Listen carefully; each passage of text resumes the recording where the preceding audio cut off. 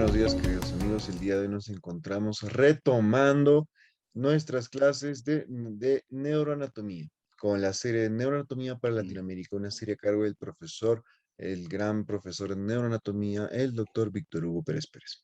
Agradeciendo a nuestra plataforma madre Neurosurgical.tv, a la Sociedad Peruana de Estudiantes de Neurocirugía y Neurociencias y al Colegio Nacional de Neurocirugía AC de México por darnos y patrocinarnos el mismo curso. Bueno, sin más que acotar, vayamos a nuestra sesión del día de hoy, que es anatomía de los lóbulos cerebrales. Doctor Víctor Hugo, muy buenos días. ¿Cómo se encuentra el día de hoy? Buenos días. Ok, Pues Víctor, vamos a... tengo un anuncio primero, Sí, ok. Ah, si, tú puedes ver esta. Si Víctor vas a perder otra charla, nosotros vamos a traer a los pirámides de México para hacer esta tortura. Ok, Víctor. ok. Bueno, miren, la anatomía de la fosa posterior para revisar arterias de la fosa posterior, vamos a entender la fosa posterior como un compartimiento muy pequeño en el cráneo. Lo que ustedes ven ahí en color azul son los senos transversos. Luego tenemos aquí los senos sigmoides. Tenemos hacia acá abajo, aquí arriba el seno petroso superior, los senos petrosos inferiores.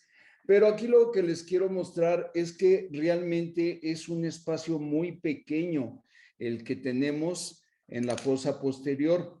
A lo mejor corresponde a una sexta parte nada más de todo el volumen cerebral. Entonces, cuando nosotros tenemos necesidad de hacer un abordaje para alguna lesión en la fosa posterior, pues en ocasiones tenemos que trabajar aquí con lo que es la mastoides, esto es la apófisis mastoides, y entonces de esa manera nosotros podemos ingresar a lo que es la fosa posterior. Pero una de las situaciones que tenemos aquí es cuidar siempre estos grandes senos venosos, que son los senos transversos, el seno occipital, los senos sigmoides, porque si yo hago un abordaje de esta manera, miren, aquí tenemos la protuberancia occipital externa. Entonces, el abordaje aquí, este tipo de abordajes nos comprometen a cuidar perfectamente bien esa región, sobre todo los senos venosos.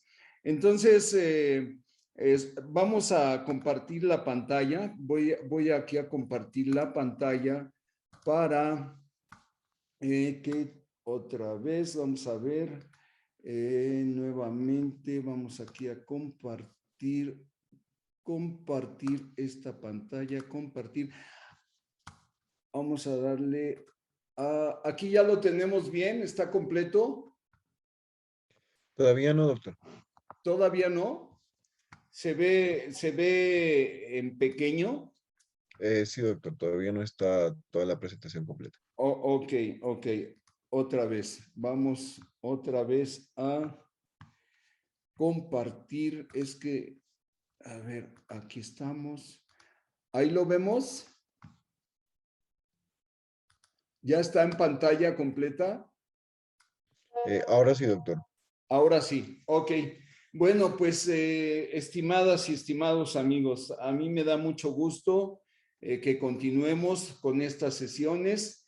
Pues aquí ponemos lo que es la Federación Mundial de Sociedades de Neurocirugía, la Sociedad Mexicana de Cirugía Neurológica y el Colegio Nacional de Neurocirugía.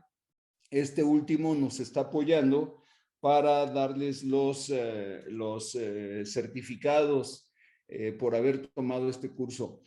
Vamos a hablar de las arterias cerebelosas y sus relaciones son extraordinariamente complejas.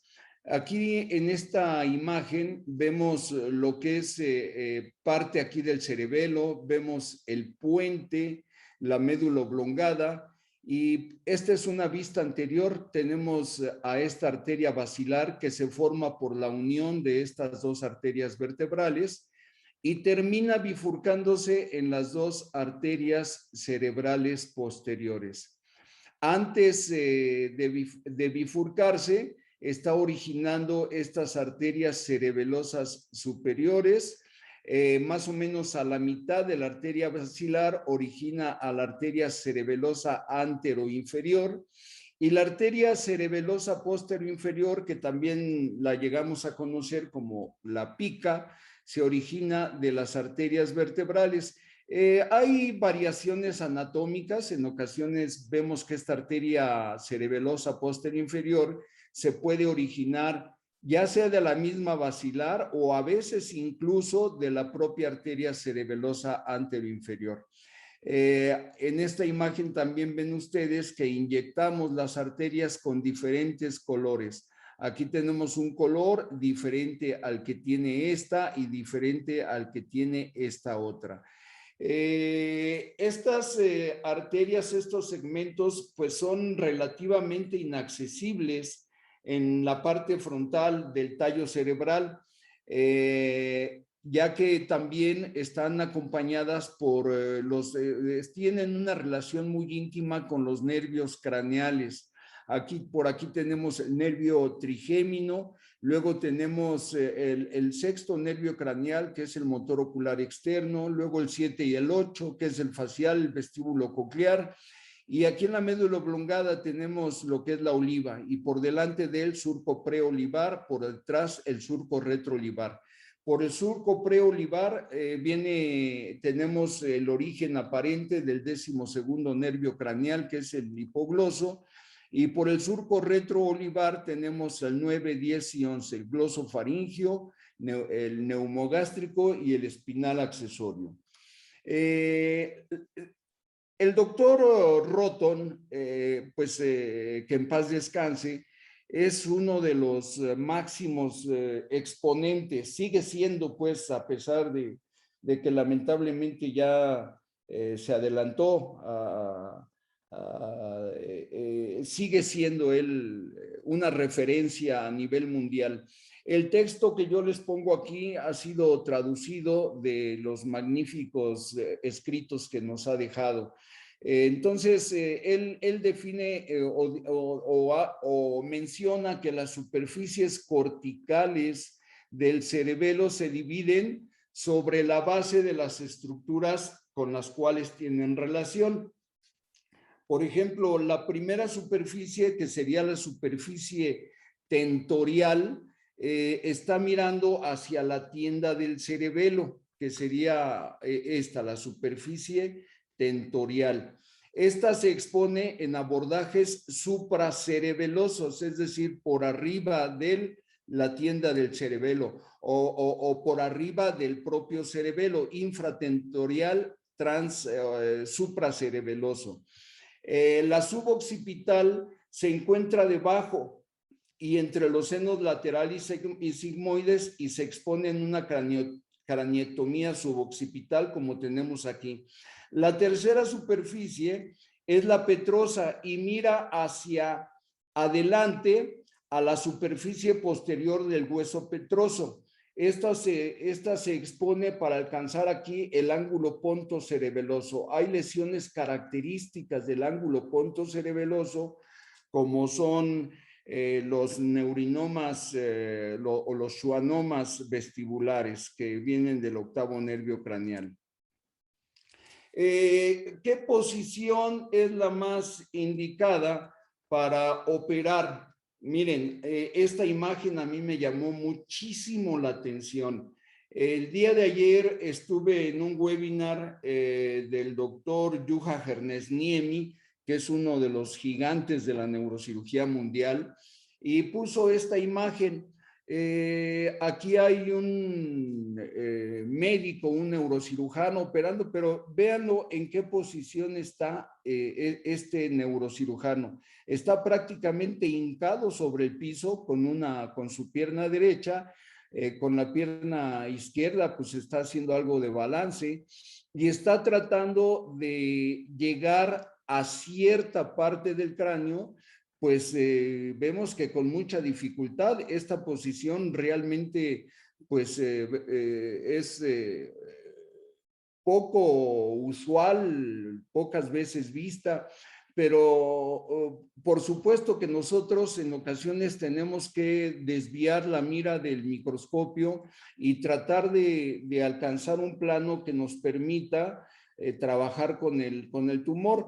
Si ustedes me preguntan quién es este neurocirujano que está de esta manera tratando de alcanzar su objetivo, es ni nada menos ni nada más que el doctor Yasar Gil. El doctor Yasar Gil es en la actualidad un icono a nivel mundial. Él es probablemente el neurocirujano más conocido prácticamente en todo el mundo. Él fue reconocido porque empezó por primera vez a hacer conexiones de las arterias extracraneales con las arterias intracraneales. Él fue el que trajo el método del bypass, es decir, de la conexión de estas arterias. Y aquí tenemos al doctor Juha Hernesniemi, que es, insisto, uno de los neurocirujanos más importantes en la época actual. Entonces, vean aquí al doctor Yasar Gil operando de esa manera.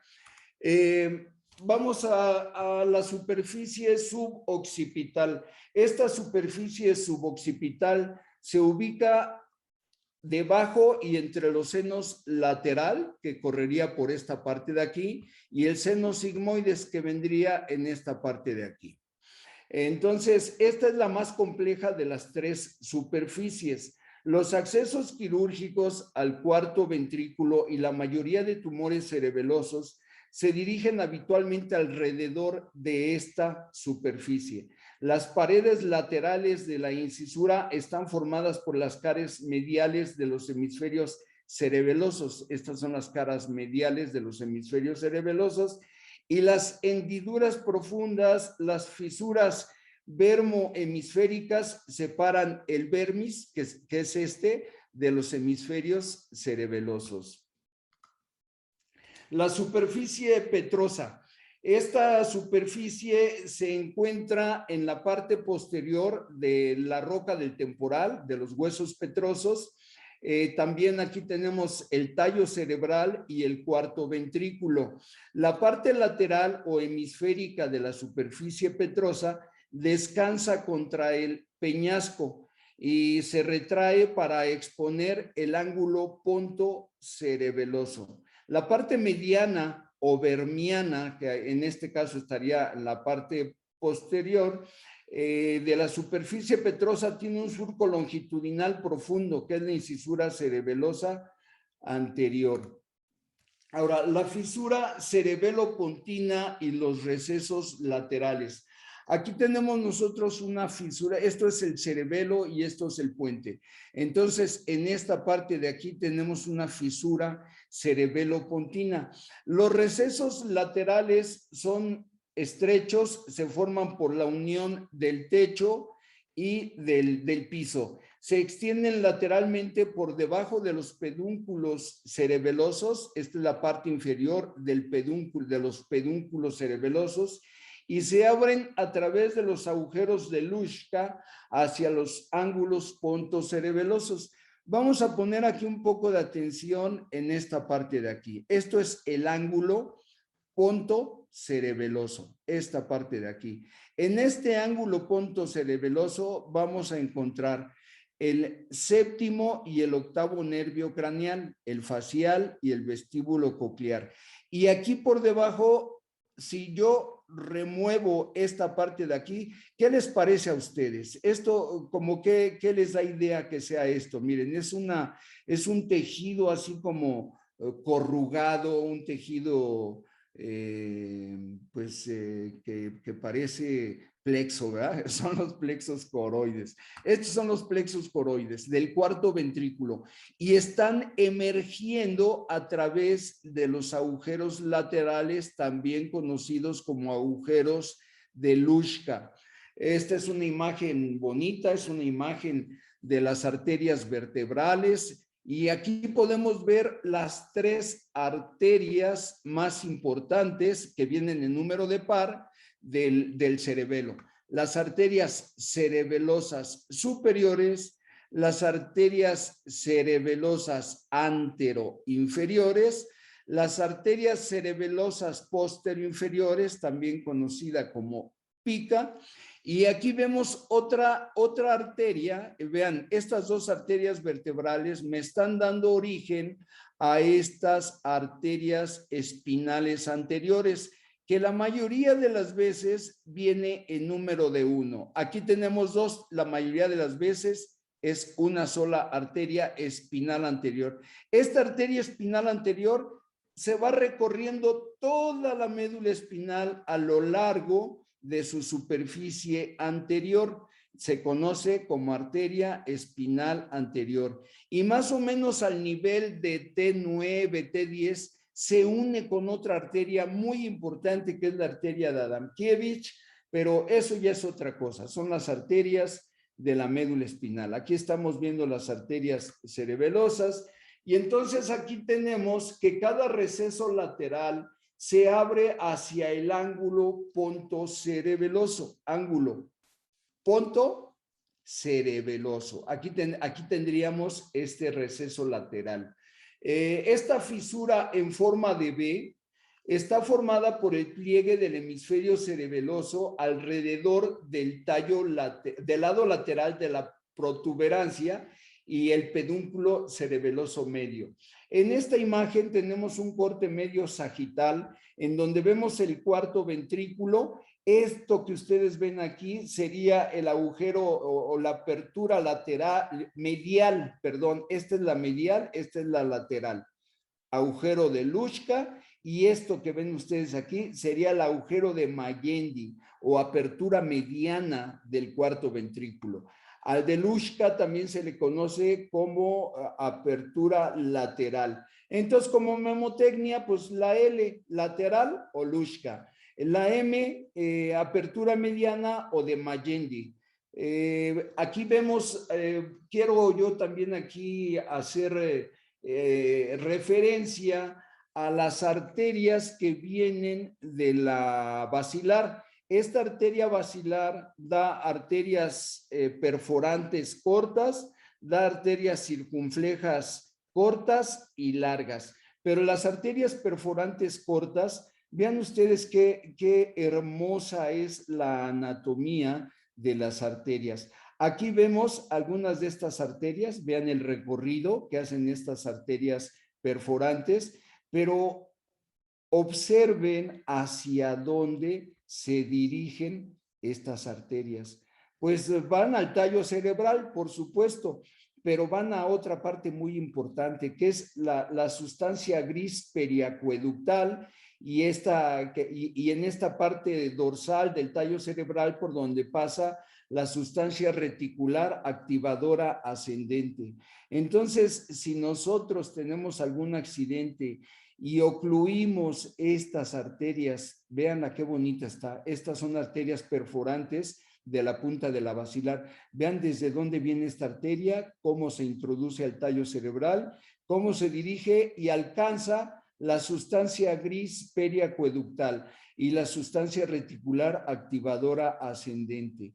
Entonces, esto es verdaderamente hermoso. Tenemos aquí el mesencéfalo, el puente, la médula oblongada, un hemisferio cerebeloso en la parte medial y hacia acá adelante tenemos el hipotálamo. Aquí tendríamos los cuerpos mamilares, acá adelante el quiasma óptico y otras arterias que se pueden ver ahí.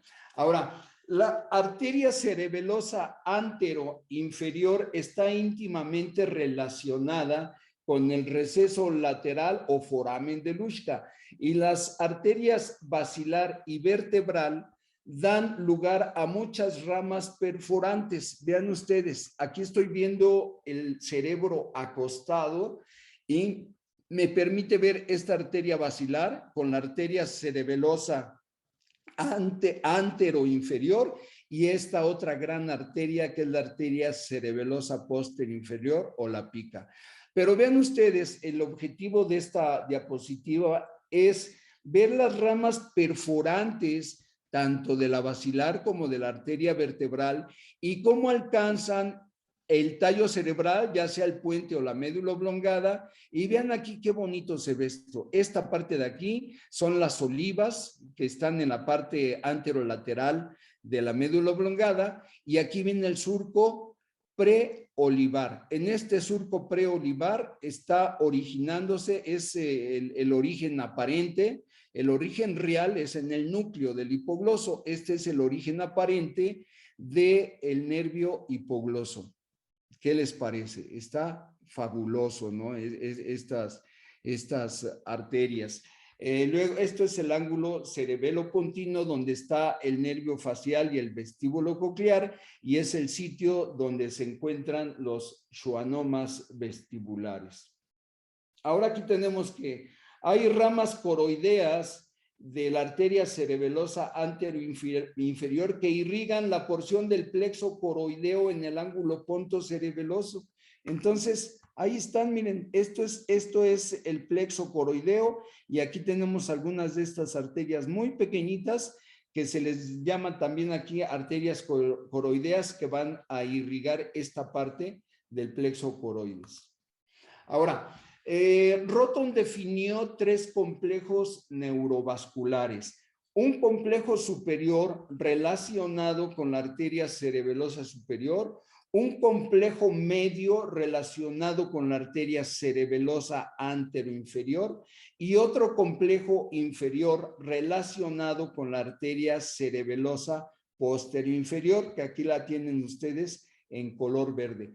¿Cuáles son esos complejos neurovasculares? Bueno, él acuñó el término del número mágico de las arterias cerebelosas. Vamos a ver por qué el número mágico. Bueno, dice, las 3 arterias cerebelosas guardan una relación constante con la arteria cerebelosa superior, con la arteria cerebelosa anteroinferior y con la arteria cerebelosa posterior-inferior. Las 3 partes del tronco del encéfalo, del tallo cerebral, que sería el mesencéfalo arriba, puente en medio y la médula oblongada abajo. Y luego los pedúnculos cerebelosos, aquí seguimos otra vez con el número de 3, el superior, el medio y el inferior. Luego las fisuras también en número de 3, son las que están entre el tallo cerebral y el cerebelo. Hacia arriba tenemos la fisura cerebelo-mesencefálica, hacia el puente la fisura cerebelo-pontina y hacia la médula oblongada la cerebelo-medular. Y las superficies del cerebelo, que ya las vimos, que es tentorial, petroso y suboccipital. Cada complejo neurovascular incluye una de las 3 partes del tallo cerebral, una de las 3 superficies del cerebelo, uno de los 3 pedúnculos cerebelosos y una de las 3 fisuras entre el cerebelo y el tallo cerebral. La arteria cerebelosa superior. Vean estas imágenes. A mí la verdad es que cada vez que las veo me siguen apasionando. Las arterias del cerebro son verdaderamente apasionantes, no se diga las de la médula espinal. Entonces, aquí tenemos la arteria cerebelosa superior. ¿Qué es esta? ¿Por qué sé yo que esta es la arteria cerebelosa superior? Ustedes seguramente ya lo saben, la mayoría de ustedes. Aquí tenemos la arteria basilar, y esta arteria basilar se divide en una cerebral posterior y la arteria que está por debajo del tercer nervio craneal, que es el motor ocular común. Esta es la arteria cerebelosa superior. Vean qué bonita. Viene aquí en la parte anterolateral, la parte lateral del tallo cerebral, luego se va hacia la parte posterior del tallo cerebral y luego termina dando muchas arterias que van a la parte cortical en la parte superior del cerebelo. Entonces, vamos a ver es que esta arteria cerebelosa superior se divide en 4 segmentos y son muy sencillos, miren. Tenemos el segmento ponto mesencefálico, que sería esta arteria que está aquí, en el segmento ponto mesencefálico. Luego el ponto mesencefálico lateral, que sería esto. Y luego el cerebelo mesencefálico, sería esta porción. Y finalmente las ramas corticales de esta arteria. El segmento, vamos a revisar el segmento ponto mesencefálico anterior, que sería este. Este segmento se encuentra entre el dorso de la silla turca y la parte superior del tronco o del tallo cerebral. Comienza en el origen, de aquí en la arteria basilar, y se extiende por debajo del nervio motor ocular común hasta el margen anterolateral del tallo cerebral. Si se fijan ustedes, podría parecer monótono este tipo de conocimiento, podría parecer algo así como, ¿cómo les diré? Como trivial o como que nosotros estamos dificultando nuestro conocimiento, pero es estrictamente necesario conocer esto a la perfección para el cirujano vascular del cerebro, para el cirujano de tumores, para el cirujano funcional, para cualquier neurocirujano. Los neurocirujanos debemos conocer esto a la perfección, a la perfección. Por eso, el gran maestro, que en paz descanse, el doctor Roton, ha definido estas arterias de una manera bellísima. Ponto mesencefálico anterior, ponto mesencefálico lateral, cerebelo mesencefálico y cortical. Y ven ustedes, estas arterias son hermosas, estas arterias que son ramas de P1, que es la arteria cerebral posterior, algunas ramas que vienen aquí de la arteria cerebelosa superior. Vamos a ver la que sigue, el segmento ponto mesencefálico lateral. Aquí acosté a este tallo cerebral y entonces, ¿qué dice? Comienza en el margen anterolateral del tallo cerebral y con frecuencia desciende. Aquí tenemos el tallo cerebral, que es este. Hacia el lado lateral de la protuberancia superior, su asa caudal se proyecta hacia la zona de entrada de la raíz del nervio trigémino. Vean. El trigémino, el puente. Entonces, su asa caudal se proyecta hacia la zona de entrada de la raíz del nervio trigémino a nivel pontino medio y a menudo alcanza la zona de entrada de la raíz. El nervio troclear pasa por encima de este segmento. El nervio troclear está por acá arriba, aquí no lo vemos. Entonces, vean las descripciones que hizo el maestro Roton, y entonces aquí tenemos el segmento cerebelo mesencefálico. Cerebelo mesencefálico, esto es el mesencéfalo, esto es el pedúnculo cerebral mesencefálico. Y entonces vamos a ver este segmento. Dice, este segmento se pasa dentro de la fisura cerebelo mesencefálica. Las ramas de esta arteria en este segmento entran en la parte menos profunda de la fisura, ubicada por encima de la zona de entrada de la raíz del trigémino. La arteria cerebelosa superior se enrosca profundamente en la fisura y pasa hacia arriba para alcanzar el borde anterior de la superficie tentorial. Vamos a verla aquí. Ahí tenemos, miren.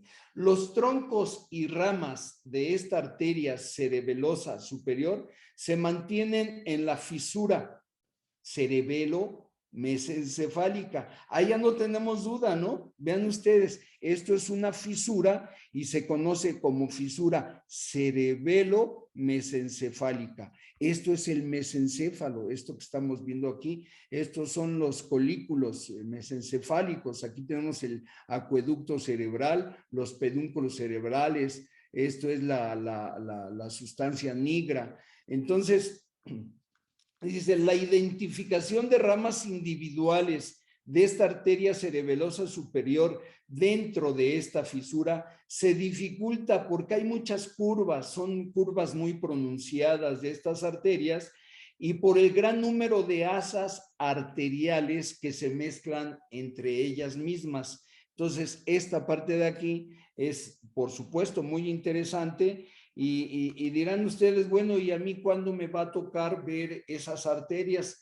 Pues primero verlas, como se los he dicho en muchas ocasiones, es verlas en los libros. Después verlas ya en un cerebro real y después las veremos cuando hagamos algún abordaje quirúrgico que tenga que ver con lesiones a este nivel. Entonces, imagínense ustedes que un paciente tiene un cavernoma en el tallo cerebral. Ustedes lo ven en tomografía, en resonancia, dicen, ah, caray, ¿a este cómo voy a llegar? Bueno, si conocemos los caminos que llegan a Roma y todos llegan a Roma, pues vamos a seleccionar qué tipo de camino quiero, con qué tipo de camino quiero transitar para llegar a mi objetivo. Vean, esta imagen también es hermosa. Aquí vemos esta fisura cerebelo-mesencefálica y esas asas vasculares de las que habla el maestro Roton. Yo quiero pensar que el maestro Roton está vivo y está vivo porque nos ha dejado una herencia extraordinaria. Este segmento cortical, ahora vamos a pasar aquí al segmento cortical. Este incluye ramas distales a la fisura cerebelo-mesencefálica que pasan por debajo del borde tentorial y se distribuyen a esa superficie tentorial. Hay a veces ramas marginales y ahí tenemos esas arterias que también son hermosas. La arteria, pasamos a la arteria cerebelosa anteroinferior, que es esta. Esta arteria cerebelosa anteroinferior se origina de la arteria basilar.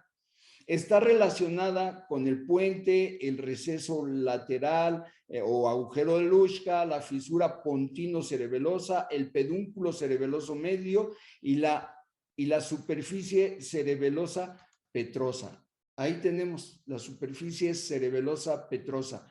El ángulo ponto cerebeloso lo tenemos aquí. Esta arteria surge a nivel del puente y tiene una trayectoria en relación con los nervios abducens, que es el sexto nervio craneal, el 7 y el 8, facial y vestíbulo coclear, que aquí los tenemos, y llega a la superficie del pedúnculo cerebeloso medio. Este es el pedúnculo cerebeloso medio, esto que vemos aquí, donde discurre a lo largo de la fisura pontino-cerebelosa y termina inervando la superficie petrosa del cerebelo. Esto termina irrigando, ahí se cruzó esta palabrita. La arteria cerebelosa anteroinferior se origina en la arteria basilar, generalmente como un solo tronco, rodea la protuberancia y una vez que la rodea pasa cerca de los nervios, que esto ya lo repetimos, y finalmente aquí con su relación con la apertura de Luschka. Esta arteria se divide en 4 segmentos, pontino anterior, pontino lateral, flóculo nodular y arteria cortical. Estas las vamos a obviar por cuestiones ahí de tiempo, pero ustedes pueden acceder a los libros. Yo por ahí tengo, hace 22 años publiqué un libro que es el Atlas del Sistema Arterial Cerebral con editorial Imusa, y creo que ese libro ya lo tienen, aparece en internet, el Atlas del Sistema Arterial Cerebral.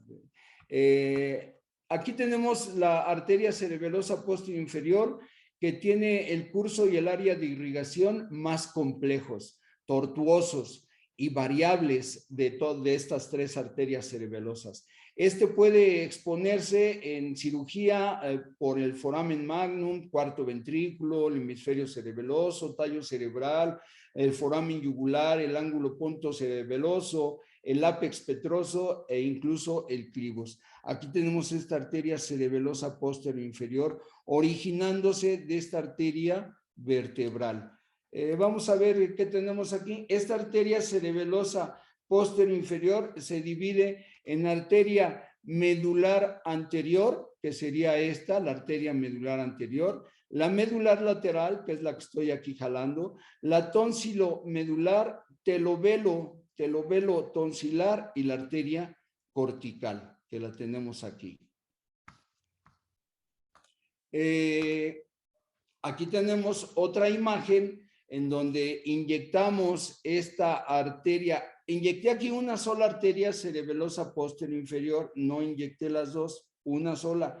Y vean la distribución de esta arteria dominante. Es una arteria cerebelosa posterior inferior dominante que me está irrigando incluso vermis, el hemisferio cerebeloso ipsilateral, el que le corresponde, pero también su irrigación me alcanza al hemisferio cerebeloso contralateral.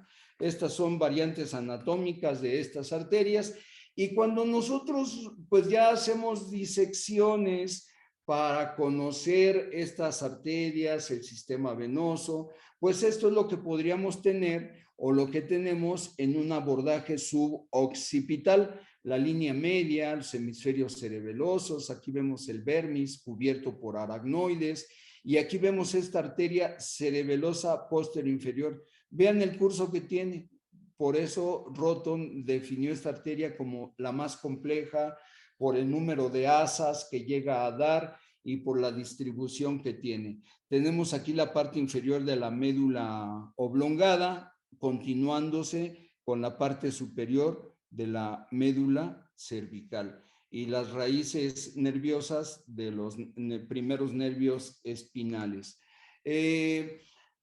Si nosotros disecamos este cerebelo y lo empezamos a cortar, empezamos a quitar la sustancia gris, empezamos a reconocer otro tipo de estructuras y podemos llegar podemos observar de una manera muy eficaz,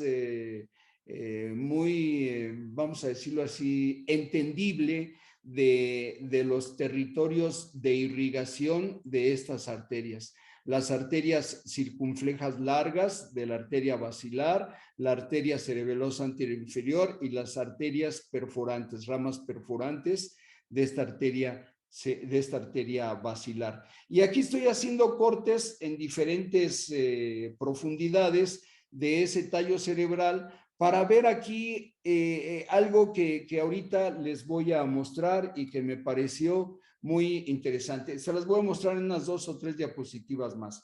Pero aquí pasamos a esta arteria espinal anterior. Vean ustedes la utilidad que me da a mí inyectar arterias y diferenciar esas arterias del tejido aracnoideo. Esa capa aracnoidea de las meninges, ese tejido aracnoideo, aquí lo pueden ver ustedes. Por eso se le llamó aracnoides, porque parece como una telarañita, ¿no? Parece una telaraña. Entonces, tejido aracnoideo, esto que observamos aquí. Ese tejido aracnoideo tiene una relación muy íntima con las arterias. De hecho, aquí, si yo no inyecto esto, podría confundir lo que es una arteria de lo que es tejido aracnoideo.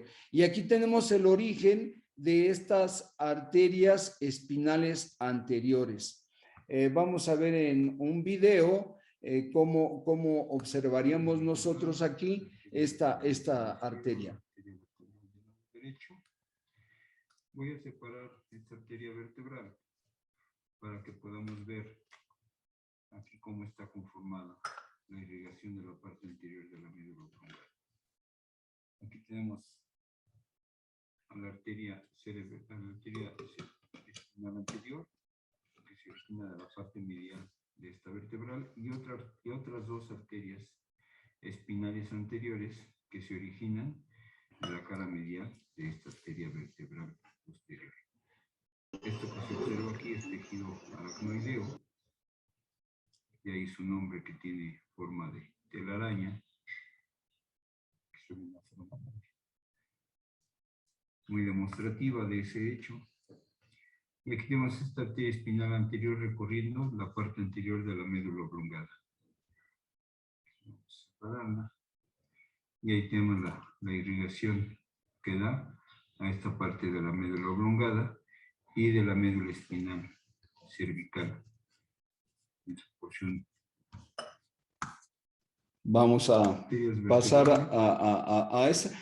Vean esta, aquí igual, como yo les decía, aquí hacemos diferentes cortes del tallo cerebral, estas propias arterias las vamos cortando, vamos viendo su sitio de irrigación y luego llegamos a observar ya la fineza en la irrigación de estas arterias. Esta es parte de la médula oblongada en la parte lateral.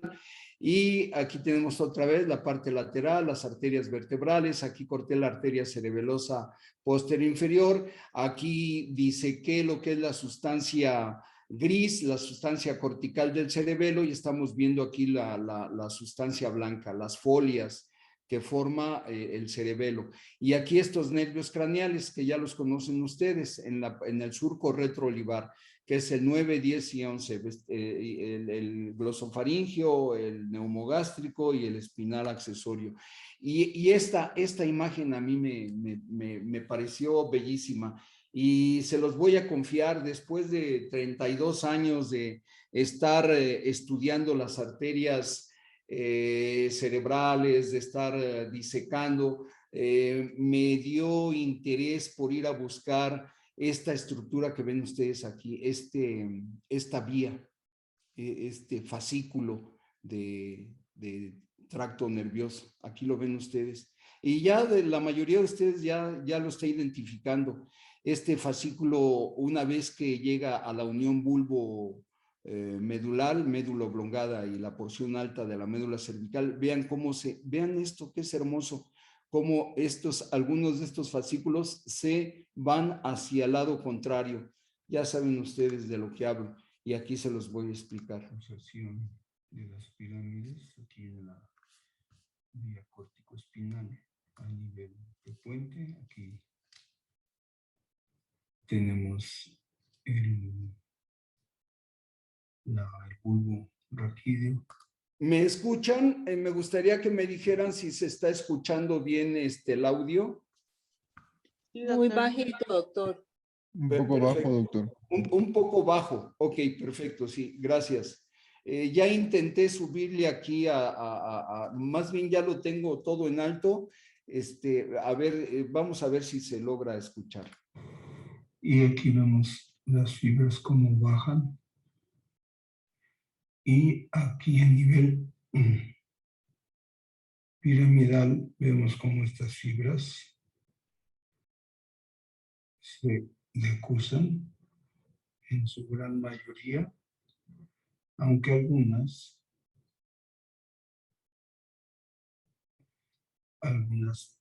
no decusan y siguen como tal. Aquí tenemos estas que no decusan, pero la gran mayoría decusan a este nivel.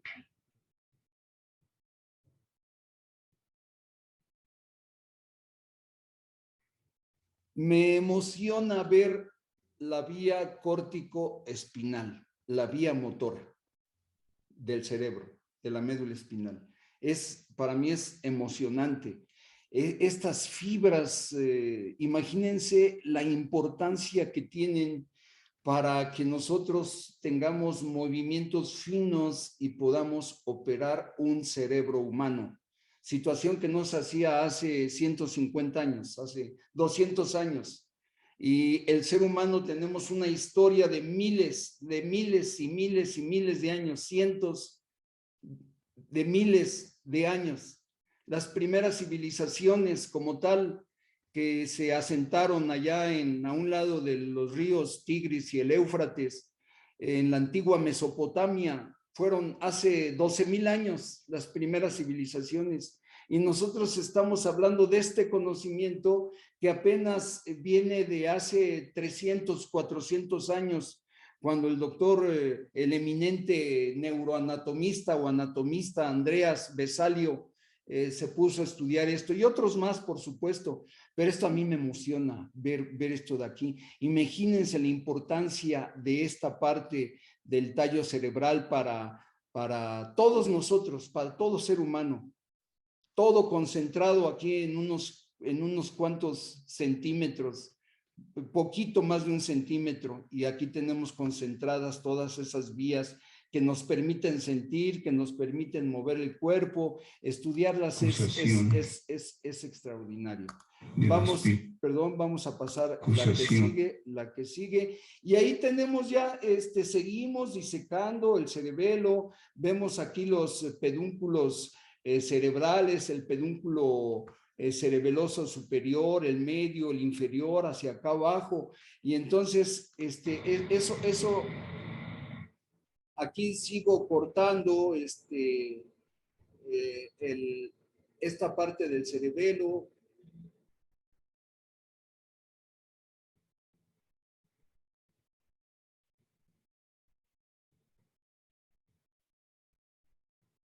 Aquí tenemos esas arterias cerebelosas, estas arterias cerebelosas posterior-inferiores. Si yo quiero aquí revisar a qué segmento corresponden estas arterias y voy disecando el cerebelo perfectamente, voy a entender la anatomía vascular de estas arterias. Aquí otra imagen, aquí ya corté la vía córtico-espinal, me voy un poco más profundo. Vean que después de quitar estas arterias logro identificar otras más que insisto, fueron ya, no es nada nuevo esto, pero sí es hermoso. Recuerdo por ahí algún maestro que tuve que un día yo le enseñé un cerebro de estos. Voy a hacer aquí un pequeño paréntesis. Quien me enseñó a hacer esto a mí fue o es el eminente neuroanatomista y neurocirujano extraordinario, diría yo, excelso, el doctor Luis Delgado Reyes.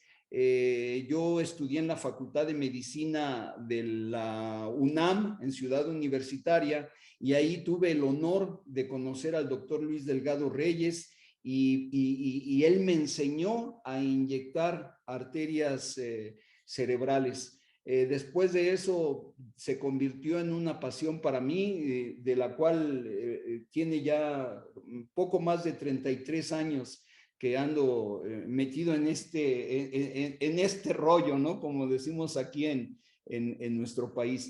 Les estaba diciendo que un médico, otro médico, voy a obviar el nombre, me dice que para qué estaba yo haciendo estas inyecciones si todo esto ya estaba descrito de manera magistral. Sí es cierto, por supuesto, esto ya estaba o ya está descrito, pero a veces tenemos que ser tercos, tenemos que ir más allá. Esa vez, en lugar de deprimirme, al contrario, me sirvió como un estímulo, decir, ¿para qué haces eso si eso ya está descrito? Pues lo hago porque creo que puedo encontrar algo más, y de esa manera no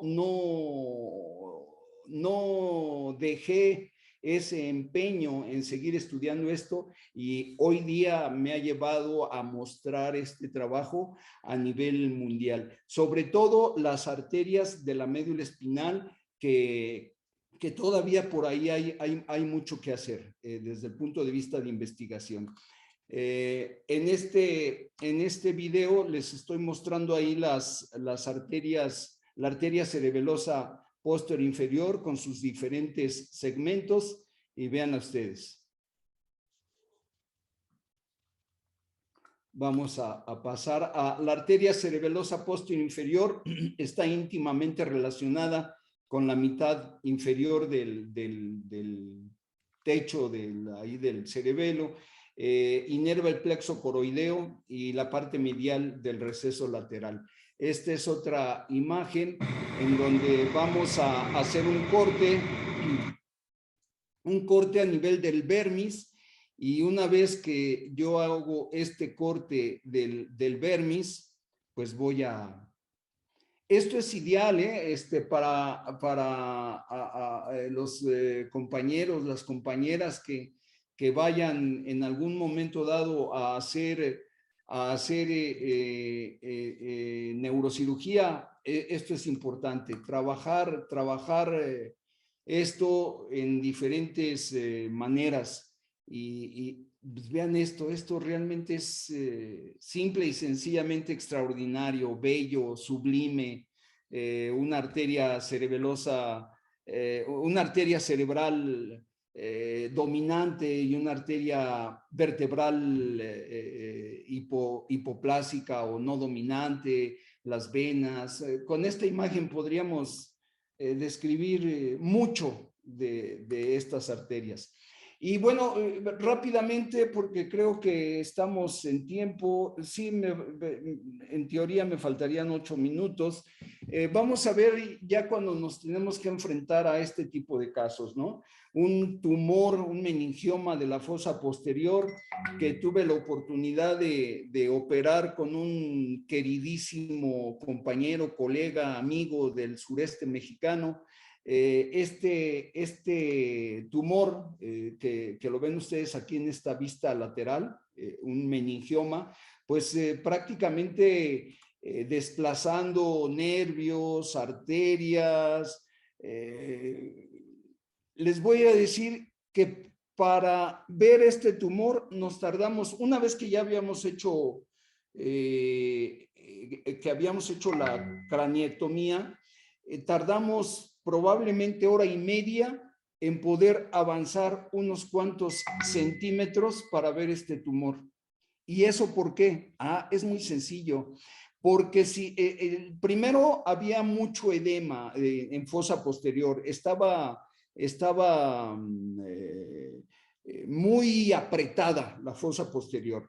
Si nosotros abrimos la dura madre en una forma rápida, se nos hernía, se sale esta parte del cerebelo como si nosotros apretáramos una pasta dental, se sale el cerebelo y eso nos puede llevar a riesgos muy importantes. Para evitar eso, fíjense, hicimos una punción a nivel de los ventrículos para sacar líquido. Le pusimos un drenaje subaracnoideo a nivel de lumbar, también para sacar líquido. Y con todo y ello, tuvimos que avanzar poco a poco para poder llegar a este tumor y evitar ahí un problema de edema del cerebelo. Se realizó la craniectomía retrosigmoidea. Aquí tenemos la incisión.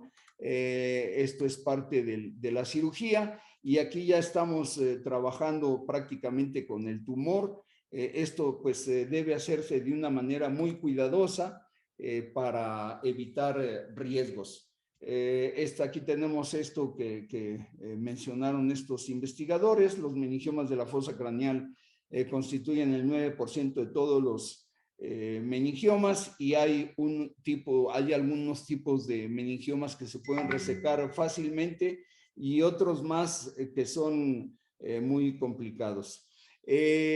Aquí tenemos un corte de cerebelo, y este tejido cerebeloso lo teñí de una manera especial. A esto se llama tinción de Mulligan, y eso nos permite ver las estructuras profundas, porque todo lo que es sustancia gris, cuerpos neuronales, se adquiere el color azul. Aquí ven ustedes el núcleo dentado. Vean qué bonito se observa el núcleo dentado a nivel de los hemisferios cerebrales en la parte profunda. Y esta técnica también me permite teñir pues prácticamente todo el tejido cerebral, y de esa manera, insisto, lo que ustedes ven aquí en color azul son cuerpos neuronales, son neuronas, es tejido, sustancia gris. Lo que ven ya de un color más pálido, todo esto es sustancia blanca. Vamos a pasar a la que sigue.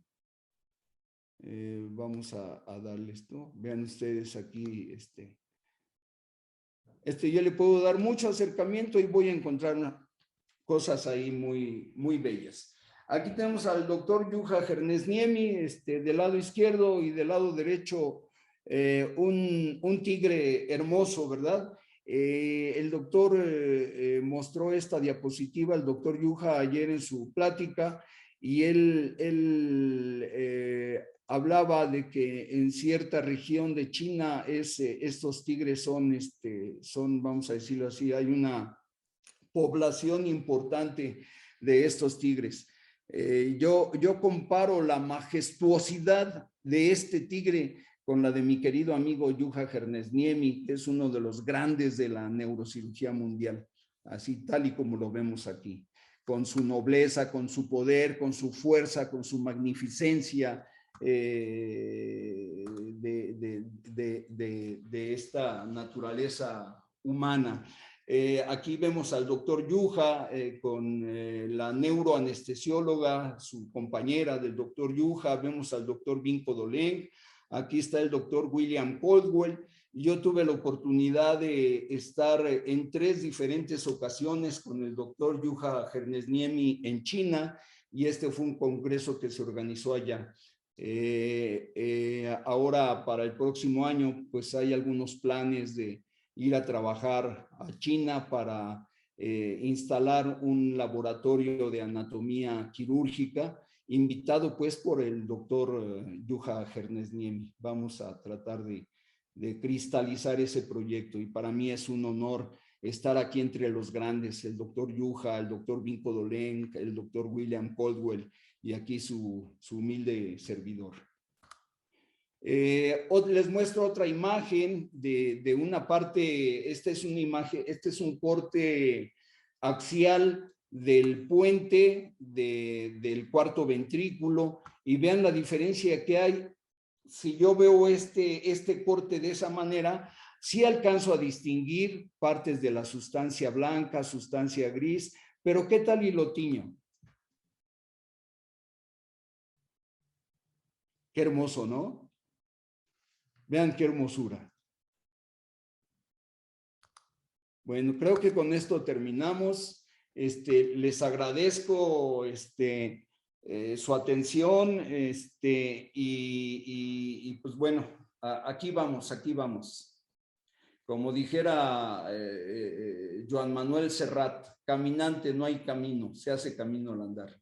Y seguimos andando. Gracias.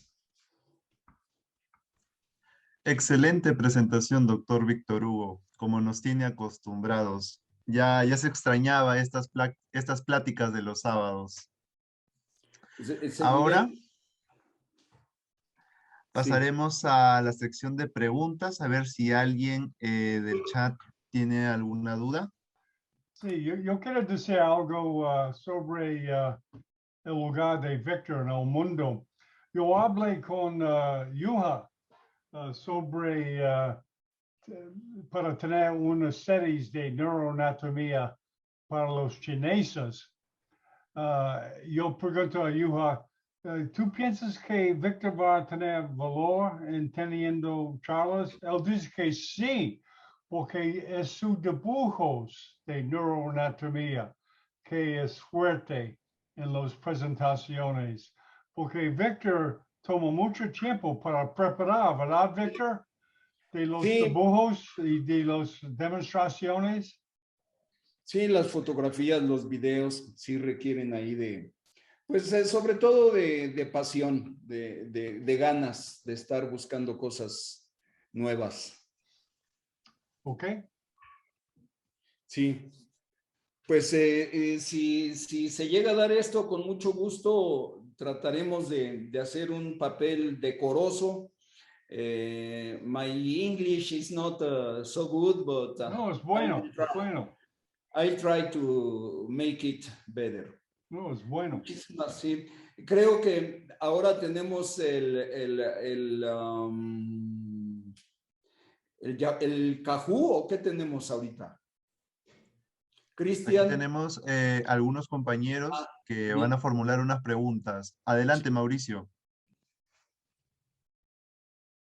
Buenos días, doctor. Como siempre, magnífica ponencia. Ahora realmente tengo dos preguntas. Una pregunta un poco neuroanatómica y otra medio controversial. Quisiera su opinión. En cuanto a la neuroanatómica, me quedé viendo su disección de las vías piramidales y quería saber si alguna vez vio usted el fascículo de Turk, el que nos acusa a nivel de las pirámides. Se puede llegar a ver en las disecciones. Sí, de hecho lo mostré. Lo mostré cuando estoy disecando que la mayoría de ellos se cruzan y uno si continúa el mismo trayecto ipsilateral. Sí, después que revises este video, que seguramente lo va a tener ahí el doctor John Bennett, se ve muy bonita esa parte de la disección. Y es así como dice la teoría, que solamente 10% de las fibras son apenas perceptibles en las que no cruzan. Sí, efectivamente. Por eso en un infarto o una lesión cerebral todavía se llega a observar ahí un poco de movimiento, que es mínimo, por supuesto, pero precisamente por que se continúa un 10% de las fibras ipsilateral y el 90% se decusan. Sí, Mauricio. Ya. Y mi segunda duda era, doctor, respecto a lo que le consultó un colega sobre por qué usted hacía nuevas fotos, nuevos preparados, nuevas inyecciones. Hace poco estaba buscando yo la versión en PDF del libro del Roto y buscando entre los comentarios de Amazon leí que la nueva edición creo que se imprimió ahora en el 2020-2021, la última, y decía que se seguían usando las mismas fotos que algún día Roton usó hace más de una década, hace más de 15 años. Y como nosotros vamos evolucionando con la tecnología, ya sea con la técnica de disección o con el tema de la fotografía y las mejores cámaras, yo quería saber si usted no piensa que ya es momento de ir actualizando esas fotos. Si bien el valor de la teoría de Roton y la descripción es invaluable, obviamente, las fotos yo creo que se va notando como ya no tienen la misma calidad que tienen las fotos de hoy en día. Sí. Si no es momento ya de ir actualizando eso. Incluso los videos, desde mi punto de vista, un video dice mucho más que una fotografía, por supuesto. Los videos de las disecciones son extraordinarios. A este respecto, yo, como te comenté, empecé hace 34 años a hacer estas disecciones, inyecciones de cerebro y todo. Y 10 años después, el doctor Luis García Muñoz, que fue jefe de servicio de neurocirugía del Hospital de Especialidades del Centro Médico Nacional, me dice, oye, Víctor, es momento que hagas un libro. Le digo, pero es que pues apenas llevo 10 años en esto, 12 años, es poco lo que tengo. No, dice, tienes muchísimo y es momento de hacer el libro. No, le digo, me voy a esperar unos 5 o 10 años más a tener más imágenes. No, dice, es el momento. Y él fue el que me insistió y finalmente hicimos ese libro, él es coautor. Entonces salió este libro a la luz, pero si tú te fijas en ese libro que se publicó hace 22 años, las fotografías no tienen nada que ver con las que hoy tenemos. Aquella vez yo utilicé de esas primeras cámaras muy viejitas que ya están en la historia de la fotografía, en donde tú metías un disquete y ese disquete nada más te daba posibilidad de tomar 3 fotos. Y entonces, pues ahí empezamos esta aventura, ya después con diapositivas y hoy día con las cámaras digitales, esto es impresionante.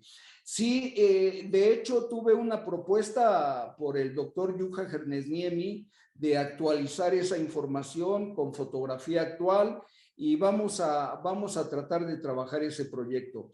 En México no es fácil esto, se requiere pues, ¿qué te diré? De mucho trabajo. Te voy a decir por qué. Y lo voy a decir, no me gusta hablar mucho de esto, pero no hay apoyo económico para todo esto que se hace. Por ejemplo, yo lo que he hecho hasta ahora, he puesto de mi propio dinero para hacer este tipo de trabajos. No hay becas. No. El doctor Roton trabajaba con becas millonarias, o sea, cientos de miles de dólares para poder hacer todo este trabajo. Aquí no lo tenemos. Aquí lo tenemos que hacer con el esfuerzo propio. Y entonces llegas a otro dilema. O trabajas en una de estas situaciones o trabajas para llevar una vida, pues, término medio para la familia y todo. Entonces, son situaciones por ahí un poquito complicadas, pero independientemente de ello, yo estoy con el objetivo de hacerlo y lo vamos a hacer porque creo que es necesario para la comunidad neuroquirúrgica a nivel mundial y también para ustedes como estudiantes de medicina y futuros neurocirujanos. Gracias, Mauricio. A usted, doctor. Muchísimas gracias. Vamos a pasar a darle la palabra a nuestro compañero Fernando Juárez. Adelante, Fernando. Hola, buenos días, doctor Víctor Hugo. Antes que nada, agradecerle su conferencia y ver toda su presentación fue todo un honor. La verdad es que me resolvió algunas cosas que no había visto, ya que estuve en pandemia. Yo también fui alumno del doctor Delgado. La verdad, soy estudiante de cuarto año de la Facultad de Medicina UNAM, CU. Y fui alumno del doctor Delgado en primer año y después en el Hospital Juárez. Fui de nuevo alumno en neurología en el Hospital Juárez. Lamentablemente, pues todo lo fue en línea. A pesar de eso, pues agradezco estoy tomando estos cursos porque quiero aprender más. Y alguna de mis dudas es que realmente sí tiene razón mi compañero, el Roton a veces las imágenes cuando les hacen zoom se pixelean. Les recomiendo que si son pertenecientes a la sociedad LANS y alguna otra sociedad, pues estas sociedades tienen el Roton versión gratuita, entonces lo pueden ver sin ningún problema. Pero sí, le iba a comentar que hay un residente en el Instituto de Neuro, el doctor, o bueno, si me da sus contactos se lo puedo pasar. Él saca muchas fotografías de todo lo que sea neuro, no sé si pueda contactar con él si necesita nuevas imágenes. Él tiene un proyecto donde saca imágenes de disecciones anatómicas en el cerebro y la verdad son maravillosas. No sé si tenga como un buen contacto con los residentes, pero hay residentes que tienen buenos proyectos en ese tipo de cosas. Entonces yo creo que si hacen una colaboración podrían conseguir imágenes de excelente calidad. Le Gracias. agradezco por todo y bueno, estamos a sus órdenes también. Gracias, Fernando. Gracias. Lo haremos.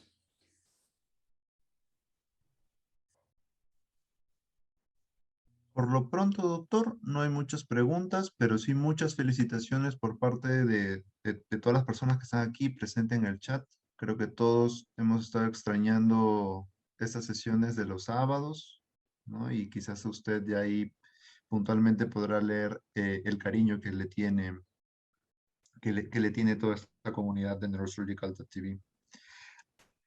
Aquí Uriel Tagle nos pregunta, ¿cómo un estudiante puede aprender la técnica de Mulligan y el método Klinger? La técnica de Mulligan es una técnica que inició con la disciplina de la medicina veterinaria. Y es una manera muy fácil. Tú puedes sacar un cerebro de res y leer el artículo.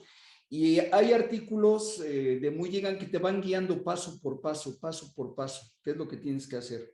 Obtener el cerebro, quitarle toda la aracnoides, quitarle vasos sanguíneos, ponerlo a fijar en formol y después de 15 días, 3 semanas, hacer cortes muy precisos. Después ese tipo de cortes, ya como los vas a trabajar con diferentes sustancias químicas que se consiguen en cualquier lado, sobre todo en farmacias especializadas, consigues eso.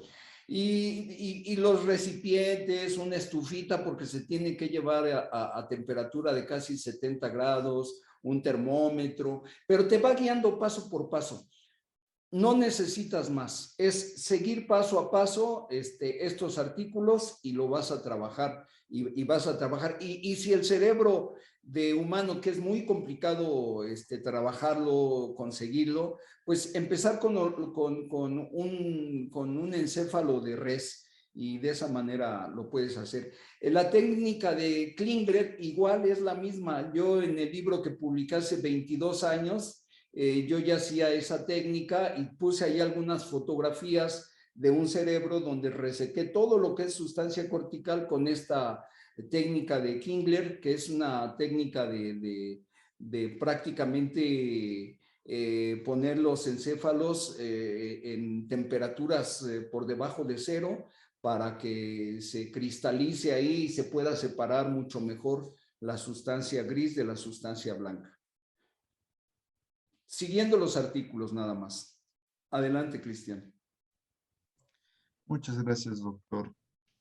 Entonces, por lo pronto, no hay más preguntas, así que vamos a pasar. Yo tengo un anuncio. Adelante, doctor Bennett. Espera, tú sabes qué es esto.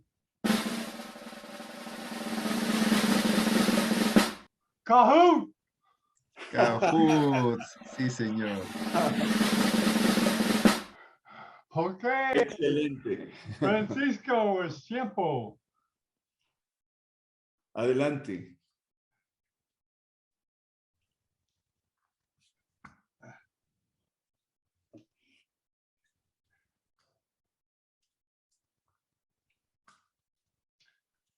Okay. Yo voy a decir, vaya a kahoot.it en su teléfono, su celular. Kahoot.it. Y ponga este código en su Kahoot. ¿Ok, Francisco?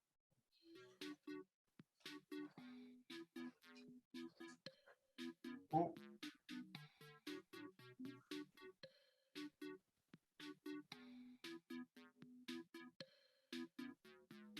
Si esperamos un rato para Kahoot.it.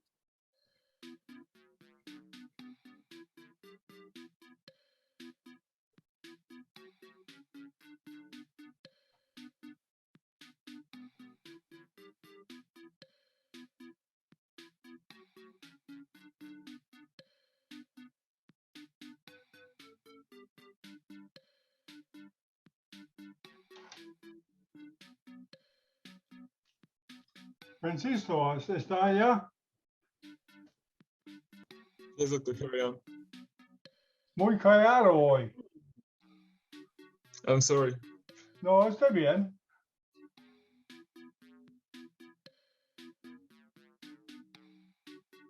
Finalmente usa su Kahoot. Ok. Y gracias por el entusiasmo que ponen todos, La verdad es que es muy, muy, muy interesante. Por eso es que me siento como la neurona feliz que aparece ya aquí en el Kahoot. Yo también me siento feliz. Sí, Víctor, tú eres una inspiración. De estar con ustedes. Ya tenemos a la neurona feliz. Hoy no veo a Besalio, a Galeno. Entonces fui a Cabrera, Víctor, cuando estaba en Acapulco. A la quebrada. Tú ya conoces la quebrada. ¿Ha visto este viaje o no? Sí, sí, Sí. claro que sí. Sí. No sí. es lejos, ¿eh? Del centro, es 15 minutos. No. Sí, está muy cerca, está muy cerca. Lugar muy interesante, muy bonito. Aquí tenemos a un astrónomo, Kepler. Yazar Gil, no, ya llegó Yazar Gil. Neuroblasto, ese está apenas evolucionando. Después de neuroblasto ya va a ser una neurona, pero a lo mejor nos da la sorpresa el neuroblasto.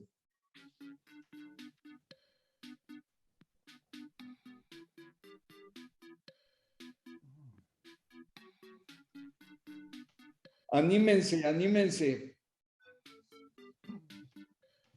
Ya tenemos a Joseph Gill, Neurona Feliz, Lily Quest, al Neuroblasto, Necrobrain. A Lily Quist. Ok, tengo 4 personas en mi departamento, los ganadores de otras contestaciones. Estás buscando para la quinta. Claro, para el quinto ganador del Kahoot de hoy para irse. No se olviden, Sí. no se olviden del premio principal, un pasaje a Miami Beach con todo pagado a casa de Neurosurgical.tv. Junto al Dr. John 5 Bennett. personas en un cuarto. Y un internet.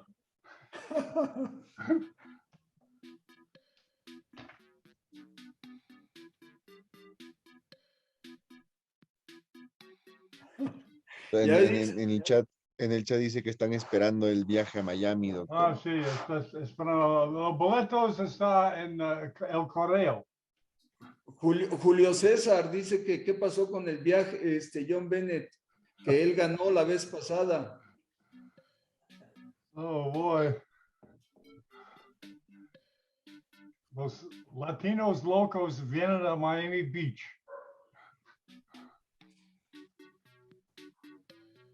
Vas a estar a un cine como Hangover 4. A ver. El doctor Julio César dice que ya tiene lista la fiesta. Ok, entonces creo que empezamos. Sí, ¿Doctor? sí, bueno, yo creo que es bueno. Ok, Paquito, entonces vamos.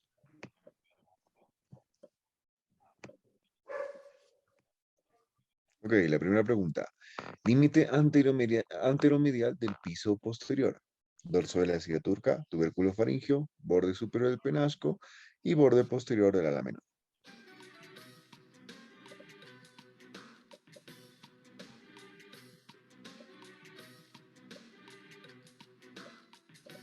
Si tú quieres hacer un comentario, Víctor, después de pregunta, si tú puedes, ¿ok? Sí, igual y si no, si es prudente lo hacemos y si no, seguimos. Ok, cualquier. Ok, segunda pregunta. Límite anterolateral del piso posterior.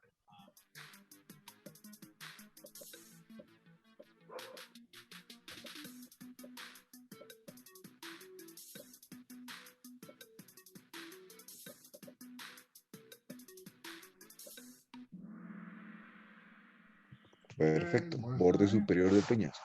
Necrobrain es el primero. Neurona feliz está subiendo. Necrobrain. ¿Qué estructura no aloja la fosa posterior? Cerebelo, médula oblongada, puente baróleo o seno cavernoso.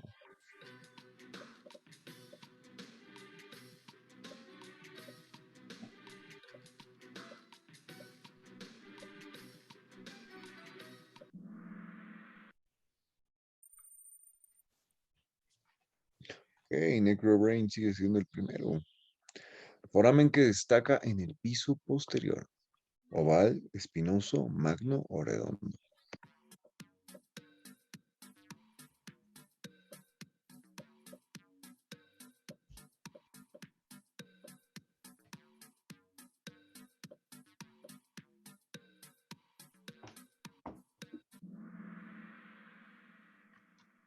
Perfecto, el foramen magno. El doctor Paul Echevarría está subiendo vertiginosamente. Cresta de la fosa posterior, occipital externa, occipital interna, cresta gali o cresta frontal.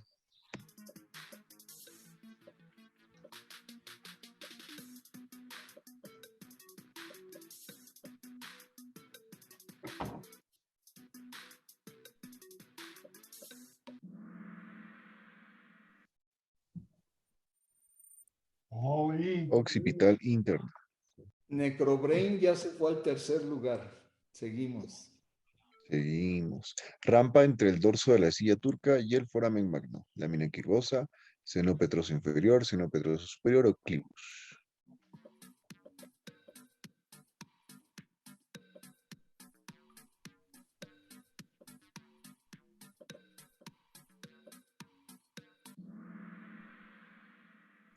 El clivus, perfecto. El doctor Paul está en racha, Necrobrain no se deja, sigue peleando. Vamos, Necrobrain. La cresta occipital interna divide las fosas cerebelosas. ¿Verdadero o falso?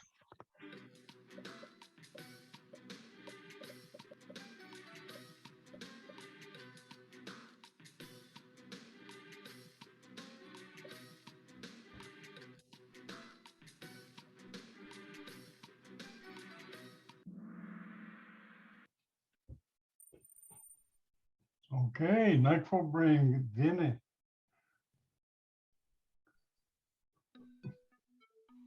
La cresta occipital externa finaliza en la prensa de erófilo. ¿Verdadero o falso?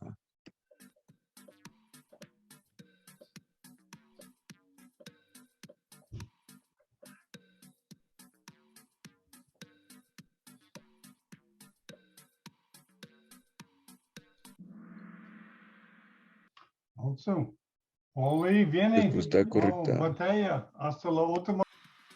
Muchísimas gracias, doctor Paul. Si usted quisiera reclamar su pasaje completo con todo pagado a Miami Beach, casa en neurosurgical.tv, con todos los acuerdos y restricciones bajo contrato. Muchísimas gracias. Oli es el ganador. Solamente tengo un cama para un bebé. Paul, si tú quieres dormir en una cama pequeño, bienvenidos. Excelente, excelente. Qué bueno, qué bueno. Mucho entusiasmo, mucha alegría. Como Muy debe bueno. ser todo esto. Muy bueno, Con Víctor, mucha- gracias. Gracias para participando y sigue la próxima, número 9, sábado, al mismo tiempo.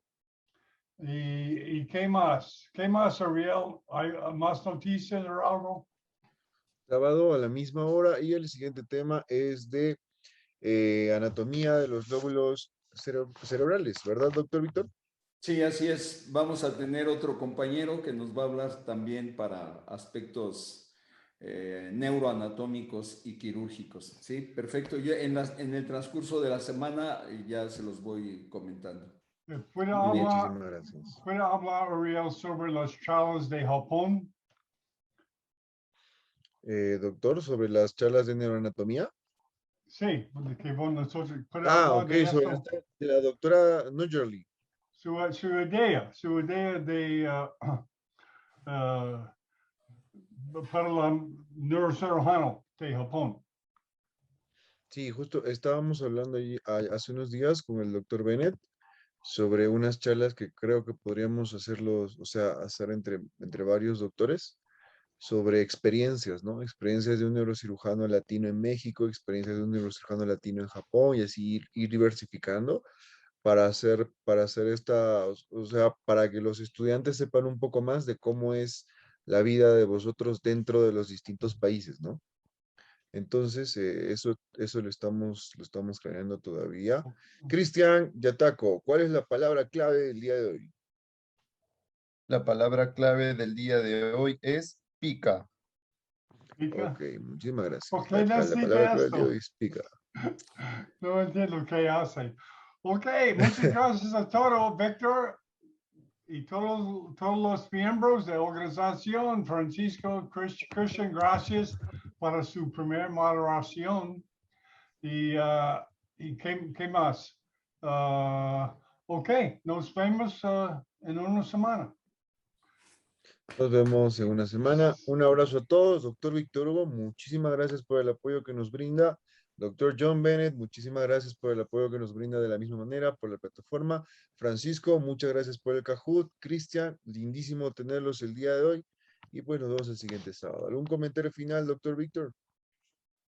No, me entusiasma la alegría de todos ustedes. La verdad es que es un momento muy especial. Sí, es muy para- relajada, muy relajada. Ok, Sí. hasta la próxima semana. Chao. Adiós.